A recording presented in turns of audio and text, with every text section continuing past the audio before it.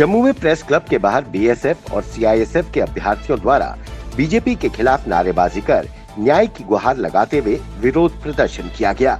उन्होंने कहा कि भाजपा नेता खुश हैं कि बीएसएफ और सीआईएसएफ के अभ्यर्थियों ने धरना प्रदर्शन उनके कहने पर खत्म कर दिया, पर उन्होंने कहा कि ऐसा नहीं है।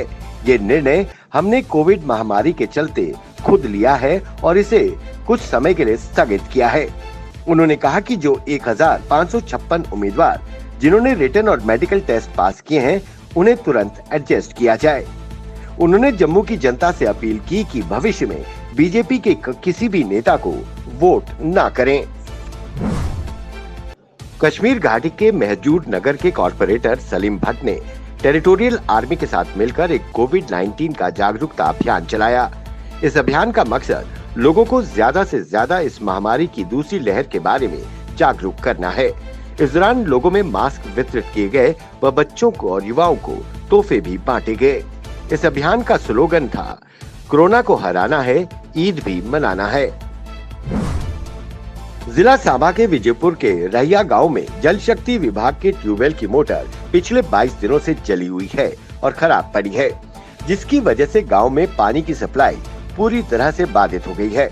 लोगों को कई दिक्कतों का सामना करना पड़ रहा है। इसी को लेकर गांव के लोगों द्वारा जल शक्ति विभाग के अधिकारियों के खिलाफ नारेबाजी कर विरोध प्रदर्शन किया गया। लोग पानी की बूंद बूंद के लिए तरस रहे हैं। वहीं लोगों द्वारा नई मोटर लगाने की भी मांग की गई। उन्होंने कहा कि 22 दिनों से अभी तक मोटर को रिपेयर नहीं किया गया है। अगर जल्द मोटर नहीं लगाई गई तो मजबूरन जम्मू पठानकोट राष्ट्रीय राजमार्ग बंद कर विरोध प्रदर्शन किया जाएगा। कोविड संक्रमण के बढ़ते मामलों के मद्देनजर आम जनता को जागरूक करने, मास्क पहनने और प्रशासन द्वारा जारी कोविड के दिशा निर्देशों का सख्ती से पालन करने के उद्देश्य से भारतीय जनता पार्टी महिला मोर्चा की अध्यक्ष संजीता डोगरा की अगुवाई में रेड क्रॉस बिल्डिंग कच्ची छावनी में एक आयुष कैंप का आयोजन किया गया। इस दौरान लोगों में इम्यूनिटी बूस्टर व अन्य दवाइयां वितरित की गयी। कोरोना के बढ़ते मामलों को देखते हुए प्रदेश में सबसे बड़ी अनाज मंडी वेयरहाउस की ट्रेडर्स फेडरेशन, नेहरू मार्केट और कनक मंडी ट्रेडर्स एसोसिएशन द्वारा संयुक्त रूप से 24 अप्रैल 1 महीने तक वीकेंड लॉकडाउन की स्वेच्छा घोषणा की थी, जिसका असर देखने को मिला। पूरा वेयरहाउस, नेहरू मार्केट, कनक मंडी पूर्ण रूप से बंद रही। सभी कोरोना लॉकडाउन का पालन करते नजर आए। जम्मू कश्मीर में 1 मई से 18 से 45 आयु वर्ग के बीच कोविड वैक्सीन अभियान में 65 लाख आबादी को कवर करने का लक्ष्य रखा गया है। इसके तहत केंद्र सरकार के दिशा निर्देशों के मुताबिक 28 अप्रैल से पंजीकरण प्रक्रिया शुरू की जाएगी। इसमें गवर्नमेंट और प्राइवेट स्वास्थ्य केंद्रों में वैक्सीन दी जाएगी।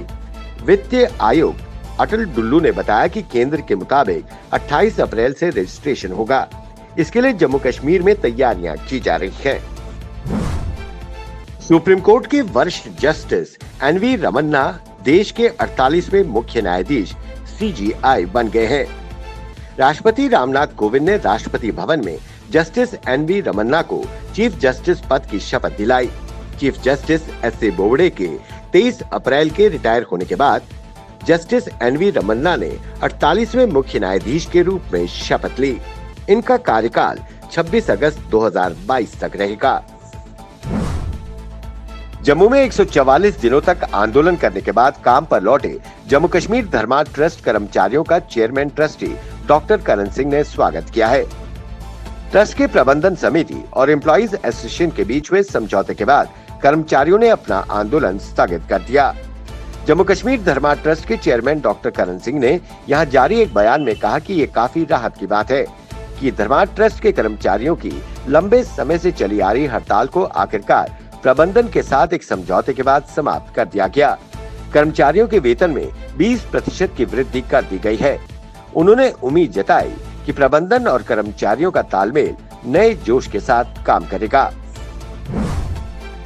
देश में कोरोना वायरस के बढ़ते मामलों की वजह से ऑक्सीजन की किल्लत सबसे बड़ी चुनौती उभर कर सामने आ रही है। ऑक्सीजन की उपलब्धता को तेज करने के लिए प्रधानमंत्री नरेंद्र मोदी ने कई मंत्रियों और अधिकारियों के साथ बैठक की। भारत सरकार ने जानकारी दी है कि ऑक्सीजन और ऑक्सीजन से संबंधित उपकरणों के आयात पर अगले 3 महीनों के लिए तत्काल प्रभाव से कस्टम ड्यूटी हटा दी गई है। वहीं स्वास्थ्य सेस को भी हटाने का फैसला लिया गया है। प्रधानमंत्री मोदी ने राजस्व विभाग को निर्देश दिए हैं कि ऐसे उपकरणों के कस्टम क्लियरेंस को सुनिश्चित करें। इसके अलावा भारत सरकार ने ये भी कहा है कि अगले 3 महीने कोरोना वैक्सीन के आयात पर तत्काल प्रभाव से बेसिस कस्टम ड्यूटी को हटाने का फैसला लिया गया है। यूटी जम्मू कश्मीर में कोरोना की बेतहाशा बढ़ते मामलों को देखते हुए यूटी प्रशासन ने शनिवार यानी आज रात 8 बजे से 26 अप्रैल की सुबह 6 बजे तक कोरोना कर्फ्यू लागू कर दिया है। इस दौरान केवल आवश्यक और इमरजेंसी सेवाओं की अनुमति दी जाएगी। सभी बाजार और बिजनेस एस्टेब्लिशमेंट इस दौरान पूर्ण रूप से बंद रहेंगे। यह आदेश उपराज्यपाल मनोज सिन्हा के कार्यालय द्वारा अपने आधिकारिक ट्विटर हैंडल के माध्यम से दिया गया। शनिवार 8 बजे से सोमवार 26 अप्रैल सुबह 6 बजे तक पूर्ण लॉकडाउन रहेगा।